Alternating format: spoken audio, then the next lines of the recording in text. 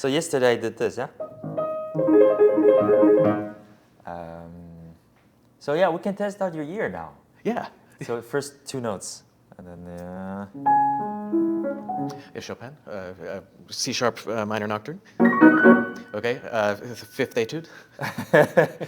um, Oh, Bach. But which one is this? French suite, French 5. suite. Yeah. Yeah, and I told you this. Wow. Okay, This so is, this piano can really handle that very well. Yeah, I Rameau. know, But that huh? was Rameau, right? Yes.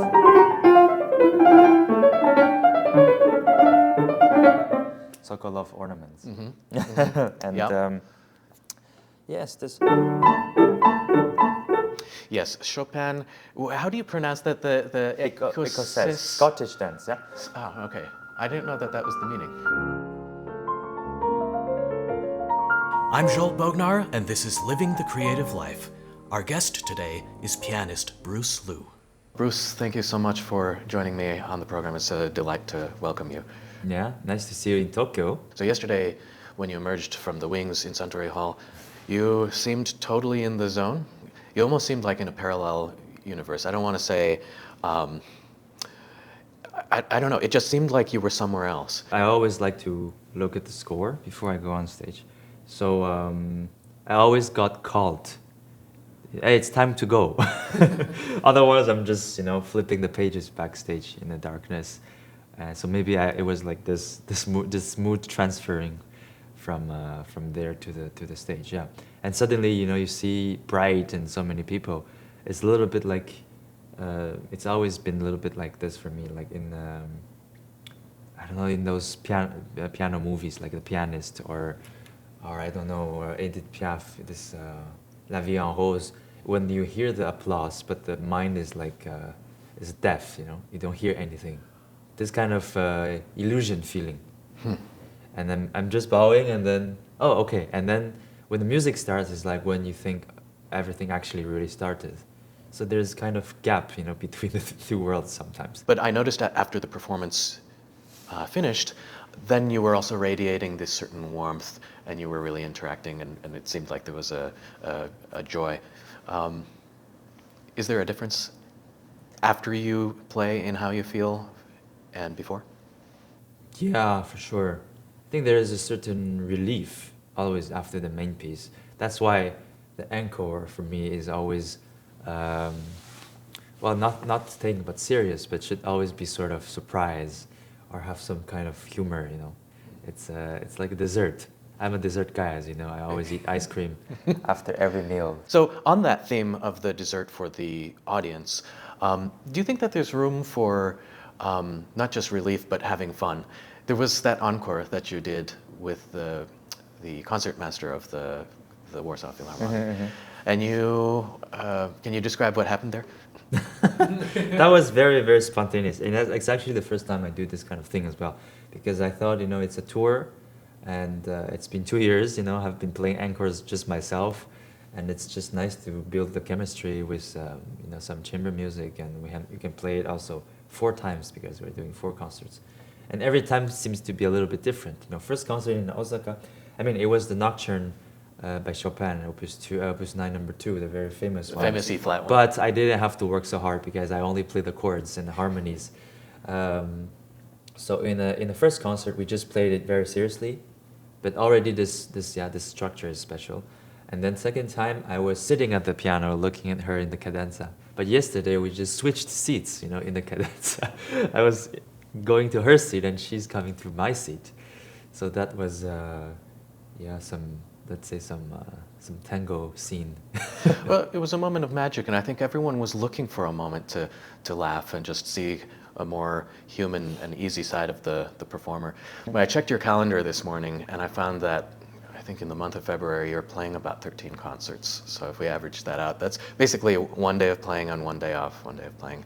The shortest months of the year. Shortest month of yeah, exactly. So that factors in additionally. Let's assume that those days off are often travel days as well. You're going from Tokyo to Osaka.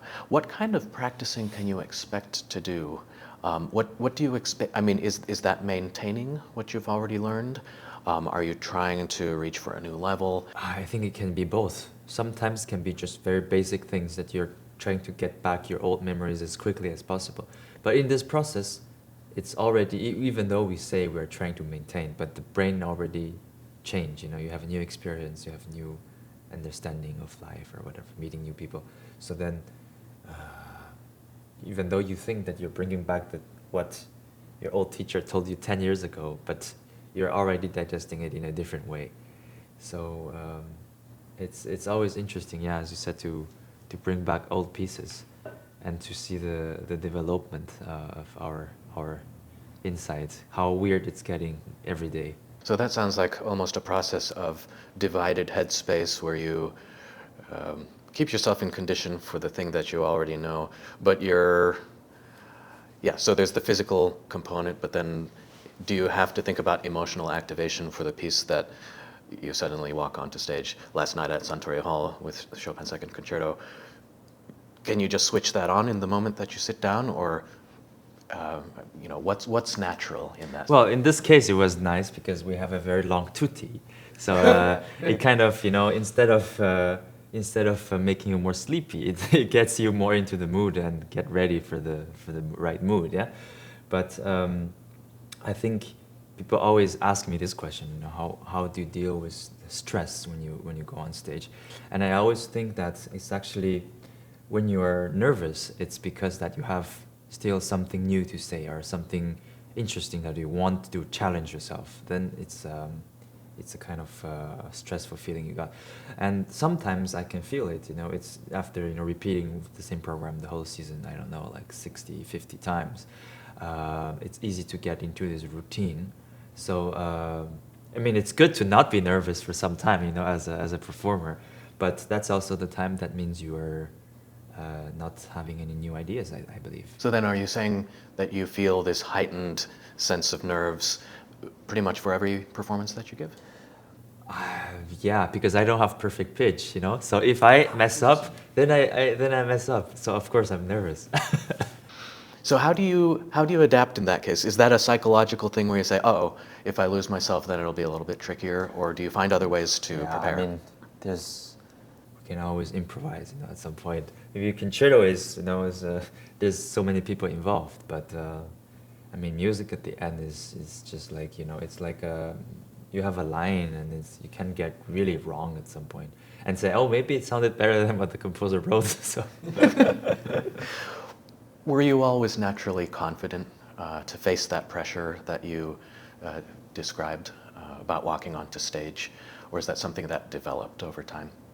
I don't think I'm confident. Maybe I pretend to be, but we all have this very fragile, every artist, I believe, have this very fragile side,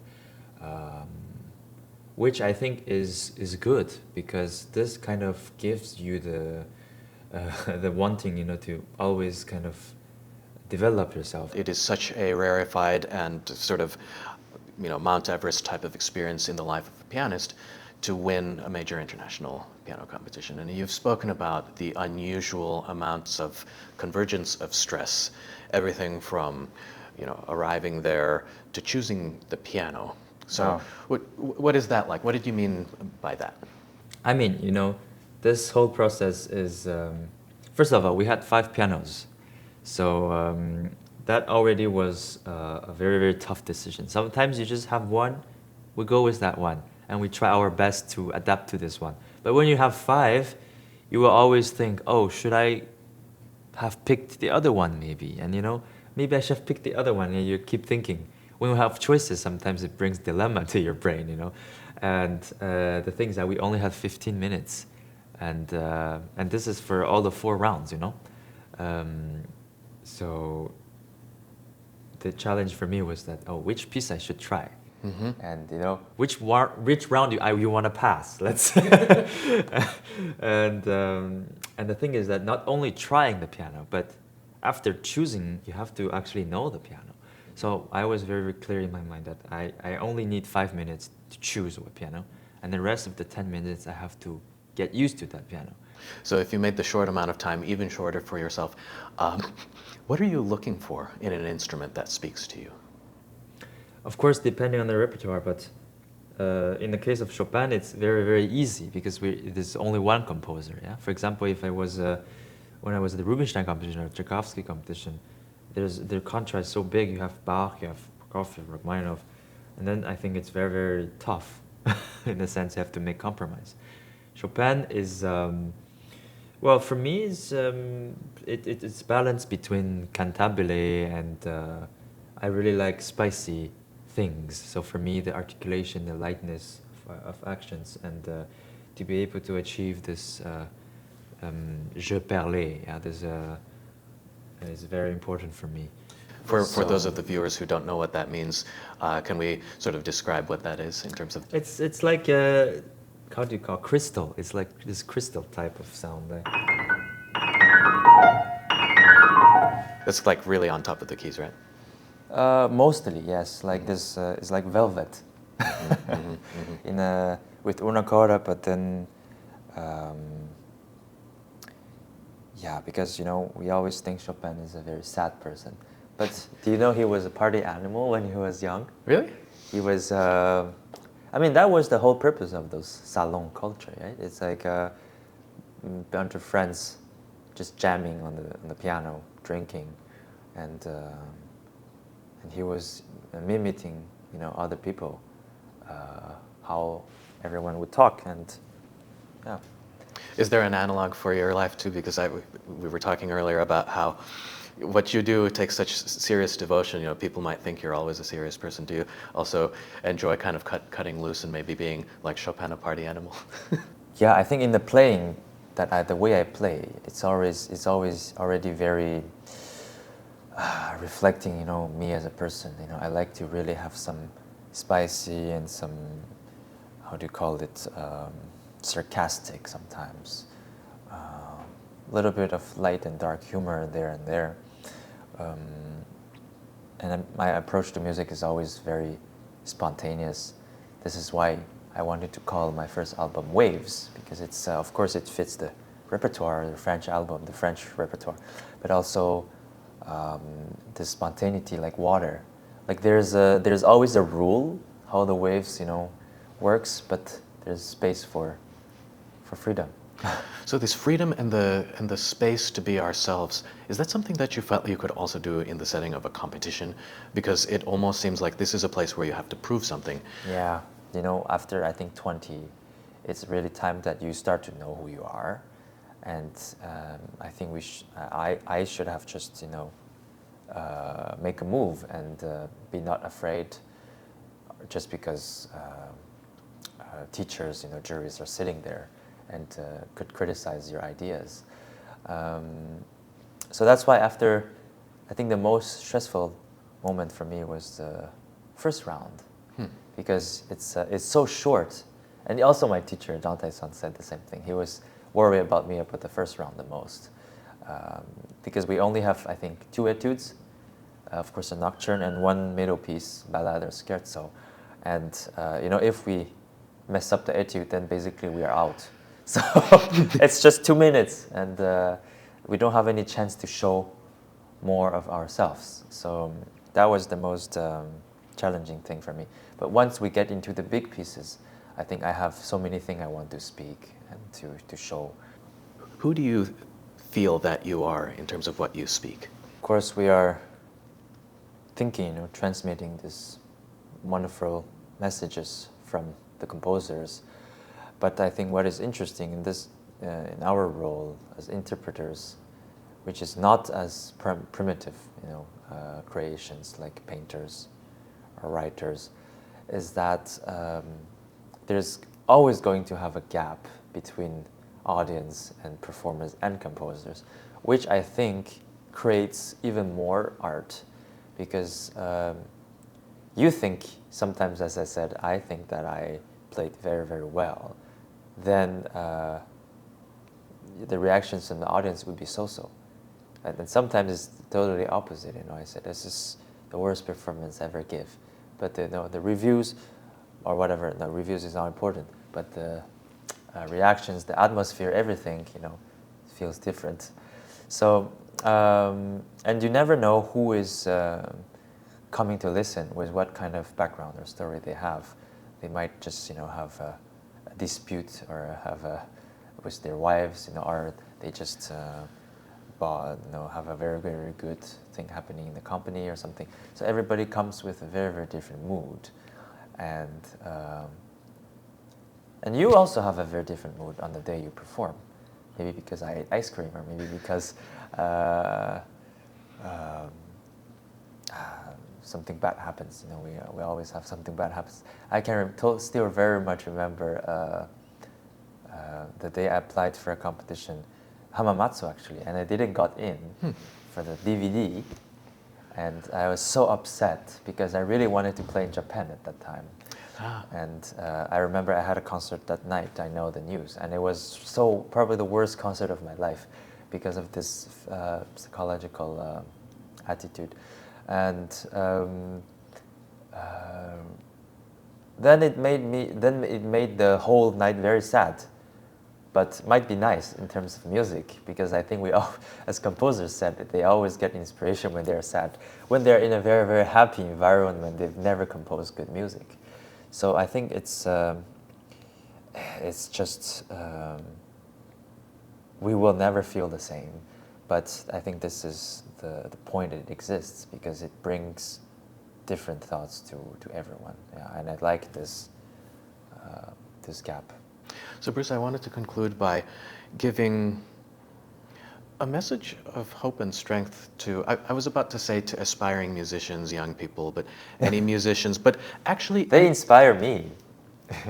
My first teacher was the one that my dad found in the newspaper, and purely random, and it was on the electric keyboard that I started on 55 notes, and it was just like a hobby, like 10 other hobbies, and then slowly it gets takes more time, and then we changed to a electric piano, which is 88 keys finally, because of the range of the piece we start learning was getting more difficult, and then was upright, then was grand, because my dad never wanted to invest too much before I quit this, So, every new step has a new meaning, and it's probably just the beginning for me. As I said, after the competition, I would just be continuing exploring, all the risky stuff that I have been afraid to challenge my teachers, to challenge their deadlines, to challenge their borderlines, and to challenge myself in this term as well. My thinking was very, very, very, very realistic. I thought, oh, maybe playing the piano is a little bit easier than waking up at 6 every morning going to work. So that was it, honestly. Bruce, thank you so much for joining for this conversation. It was such a pleasure, and to meet you here in Tokyo and to spend some time together. It was really airplane wonderful. times. Yes. Exactly. Thank you so much. Hope to see and hear you again soon. Thank you.